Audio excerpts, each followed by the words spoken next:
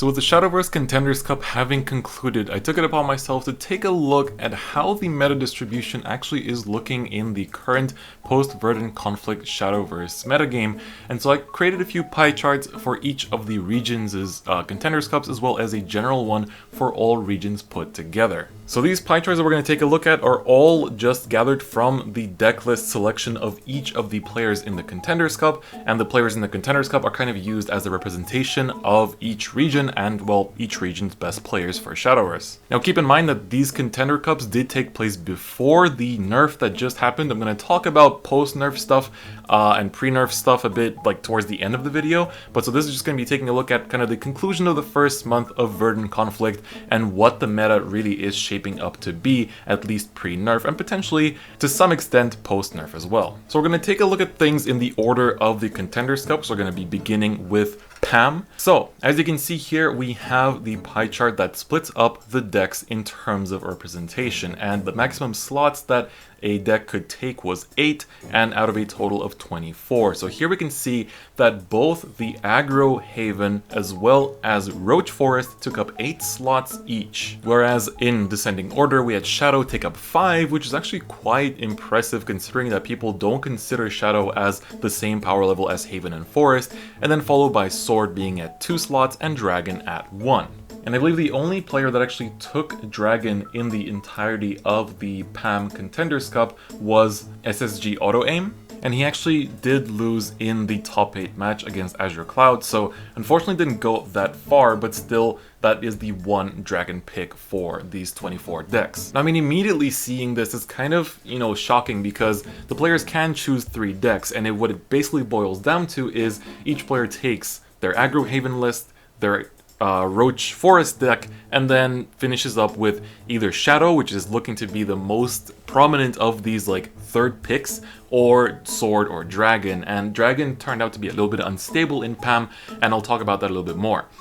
So first off, I mean, I'll take a look at some of the other ones first. Let's take a look at Euro next. Euro actually has almost the same distribution, with the only difference in that Forest is only 7 picks, so there is one single player that did not take Forest as their one of their 3 decks, and that was DB Praetorian. So one of the Dawnbreakers team did actually choose to go with a lineup of Shadow, Sword, and Haven, so that's pretty interesting. So Haven did keep up as being chosen for at least one of the decks for all 8 players. And then the Shadow representation stayed at a solid 5, and then Dragon was still at 1, but Sword did go up to 3. So the amount of Sword players was a little bit bigger, but it's quite interesting that the one player, Praetorian, that chose to not take Forest actually managed to make it all the way to semifinals, which was definitely impressive. So I think that may come down to a little evaluation on Roach as a deck itself, which I'll talk about after we've looked at the pie charts. Now the final pie chart that we have for SEAO, which was the final Contenders Cup that took place, does show a pattern that we've been seeing already. So we have our 8 total picks for Haven, 8 total picks for Forest, and then once again 5 for Shadow, so it stayed consistent throughout all of these charts, and then we finally just end up with 2 Dragons and 1 Sword. So this time Dragon and Sword switch. Now looking at the 3 decks that we have here, obviously the only one that took a hit from the nerf is the Aggro Haven, because they essentially lost City of Gold. Not lost, but it did get nerfed to the point that it's a little bit too slow to even consider playing at this point. And the deck with City of Gold just had so many ways to play, because you could have your Destiny Wignite power up as soon as you played him thanks to City of Gold. Your Meowskers would come through immediately thanks to City of Gold. Priest of Excess was turned on thanks to City of Gold. So many cards in the deck would actually profit from the City of Gold, and while they were not the win cons, the sources of early aggro like the Meowskers and the Saintly Squeaks was basically enough to actually just push this early aggro that you could then finish them off with, whether it's a Shiva effect or just the, pings from Featherfall Punisher, or just the 0-cost Agnes that would just come in and slap face, paired up with like Craving Splendor or something that would just deal a bunch of damage to face and be able to close out games super consistently and really fast. I would say that the City of Gold loss does impact the deck a lot, and I think whether it's in the constructed tournaments or just in ladder, the amount of Natura Haven that we're going to see is definitely going to go down thanks to this restriction to City of Gold. But prior to the restriction, it was definitely the best deck, arguably, and that's why in every single Contenders Cup it was taken as one of the 3 decks for every single player. Now, Forest, all of these decks were obviously the Whirlwind Rhinoceroach builds, which basically just work around, playing down the Rhinos,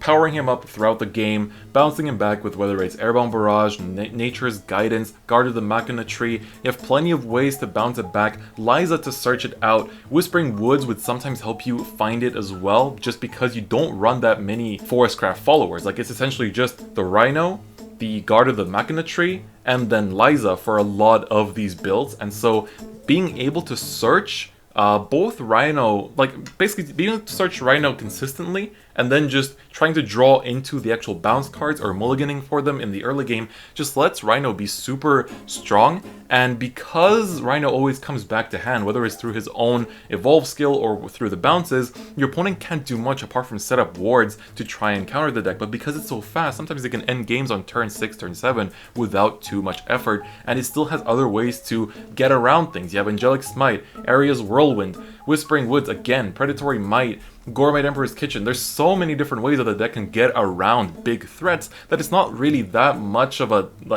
issue for the deck to just get over big walls and then slap face with a bunch of Rhinos and win the game like that. However, the problem of the deck is obviously if you don't draw Roach, especially if you don't draw him in the first 3 turns, I would say, because being able to gather stacks of power on the Rhino early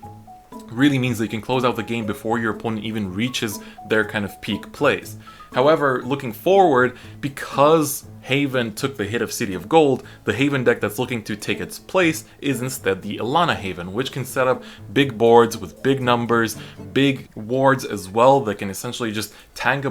bunch of these hits, and forcing Rhino players to just use up their Angelic Smites on those instead of using them upon Ilanas, for example, might be a problem. So it's pretty interesting. There's also Strike of One and a bunch of other cards that the deck does play to get around these things, but I feel like one of the casters in the Contenders Cup did put it nicely in that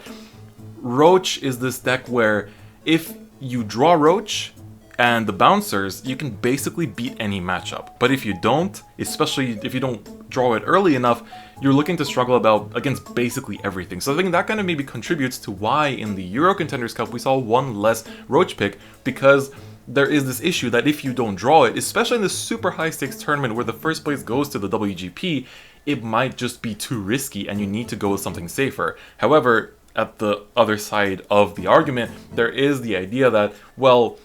while it's not the most consistent deck, you can consistently still get through it because you have so many ways to search it, and you do have to be pretty unlucky to not get your win con fast enough, or rather to not get your win con at all. It's more the question of, is the deck consistent at getting the win con fast and early, rather than is it just consistent in general? Because the deck is definitely consistent. It can, Liza helps you find Rhinos, and then if the opponent somehow, for whatever reason, takes out your Liza, you basically get access to a bounce in that Guard of the Machina Tree, and so the deck is just really good. It's a really, really strong deck, and it's going to continue to dominate. It's going to be interesting to see whether Roach will continue to rise to more meta representation. We do have the November Open that's going to be taking place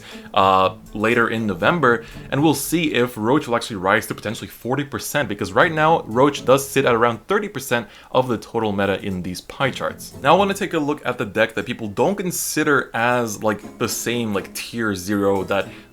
the Natura Haven as well as the Roach Forest were, which is the Natura Shadow. Now, Natura Shadow is quite tempo based, and I mean, rightly so, because there's a lot of cards that it can do to both, lead up to insanely explosive win cons, but at the same time, it needs to really play carefully around them. And it is Natura based, so it does need to make sure that the management of trees and everything is carefully done. Lubel obviously helps you to get around boards. Viridia Magna, which is seen in quite a few decks these days, both Dragon and Shadow play it prominently, is able to take care of big targets as well. Cerberus is always going to be relevant because she sets up all these pings, whether it's to board or to the opponent's life. And then Night of the Living Dog and cards like that are just able to really, just for one cost card, is able to ramp up so much that it can easily take out some of the most threatening cards in the opponent's board. On top of that, you still have Aisha, who is still really strong and able to essentially just pair up with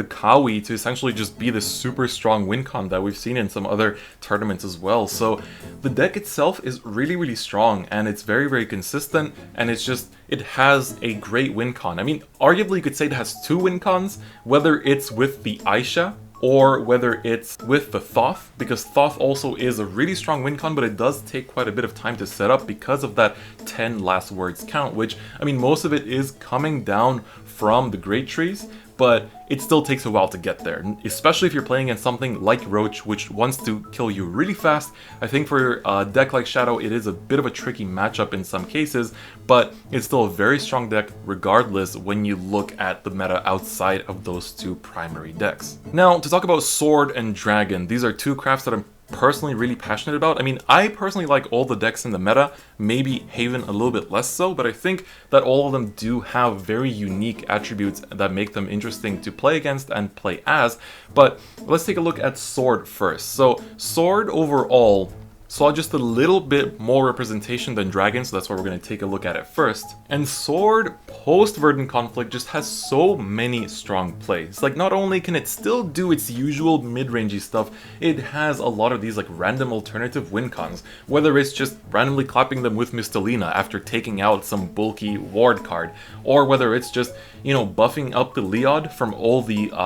power addition that you can generate from Baleon's effect. And cards like Swift Tigris are also a nice way to play around some annoying boards, because not only is she a rush on her own, she lets you still be able to play other cards, like whether it's the Aether of the Warrior Wing or just a Desert Pathfinder, another Leod, whatever it may be, you always have other options. The deck also has nice ways to play around some of the more annoying decks. Even in the upcoming meta, like Ilana, you have the Valse that can let you banish the Ilana's banners, but they usually set up 2, so that's a pretty big resource commitment because it does cost 6 play points to banish something. But the deck just has a lot of ways to get around things, and it can set up a clean win con with Leod. Like, Leod has always been a useful card, but I feel like especially thanks to Baleon's support, it's able to actually just establish a strong win con that's really hard for the opponent to get around because of the ambush effect. And thanks to that, just Sword is really consistent and really strong. It sometimes lacks, I mean, especially against decks like Rhino, where the early game is just so powerful that it's hard to respond in some cases, because, I mean, looking at a lot of the list, they aren't really able to bulk up defenses until like turn 4 or 5, and so because of that, you're able to still try to counter them with Baleon and Mistelina because you have bulky wards,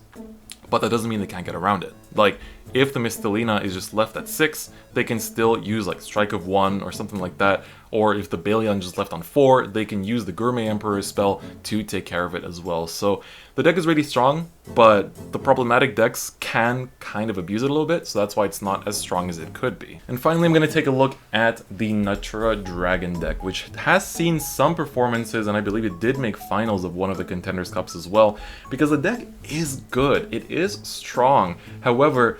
it needs to balance so many things at the same time, because right now, I mean, it's not just like making sure that you draw the ramp cards and then make sure you have cards in hand that are able to, you know, deliver at the end of that ramp and clean out with the win con, but you still have another kind of layer added with the trees, because now you need to rinse and repeat those trees for Valdane's win condition, because the spell will deal extra damage to the opponent's leader. So you need to be able to draw into the tree generators early enough, whether that's Traveler's Respite or the Desert Pathfinder or the Lightning Velociraptor, etc. And then you want to like draw into the Ptera, which will let you ramp,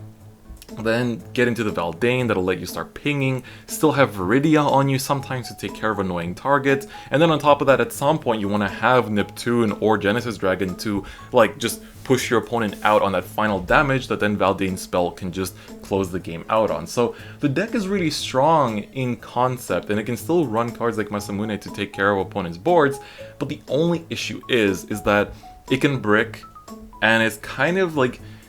if it does brick, not only is it already a slower deck, so it's going to lose to Roach, but it can basically lose to a lot of things if it doesn't draw the things it wants to make and see on time. So that also stems a lot from my own personal experience and from watching other streamers play this deck, and from the Contenders Cup too, is that the deck is really strong, but it is reliant on pieces, and there are some decks that don't give you enough breathing room to be able to find those pieces if you don't already have them at the start of the game. So that is a kind of wrap up and conclusion of the October meta and the meta analysis for Shadowverse post Verdant Conflict. I think honestly that the meta is still quite interesting. It's going to get shaken up quite a bit thanks to the nerfs, and it's going to be interesting to see where it goes. As for my personal predictions, since the City of Gold nerf does really impact the Natura Forest, I think a lot of Natura Haven, sorry, I think a lot of the Haven players will be jumping to Ilana and seeing whether that can compete against this relatively fast meta overall,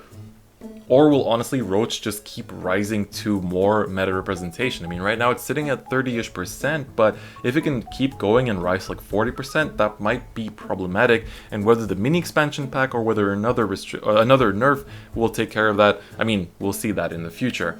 I think also that Portal's buff is pretty significant, but I'm not sure if it will be enough to take deck slots for the pro players that are participating in these big tournaments. I guess we'll see with the November Open whether that will come true or not. And another thing obviously to consider is looking at these other 3 decks that keep showing up. Will Sword, Dragon, and Shadow keep rising, or if Haven and Forest will just continue to kind of keep the stronghold over the meta, and just, you know, with Haven being switched out from Natura into Ilana, or whether, you know, it's going to get a bit more diversified with the addition of Portal. So I'm really excited, looking forward to the November meta. Also, please do let me know what you guys think of this video. It's been a while since I've made some Shadowverse content. It's actually the first one for the second channel. I previously uploaded on the main channel, so let me know any feedback. I'm also going to be streaming the game on Twitch once again. I used to stream it quite a lot back in the day, but it's about damn time that I get back on it. So I'm really looking forward to hearing from you guys on any feedback, whether you like this kind of video as well. I'd be super down to do some more of it, because I think looking at the meta, looking at representations, because the meta doesn't necessarily mean, oh, what's the strongest deck? It's looking at how popular each deck is and whether that has correlation with how strong they are, or whether it's popularity, representation, etc. So I think that this was honestly a really fun video to do. Let me know what you guys think, and I'll see you guys next time. Bye-bye.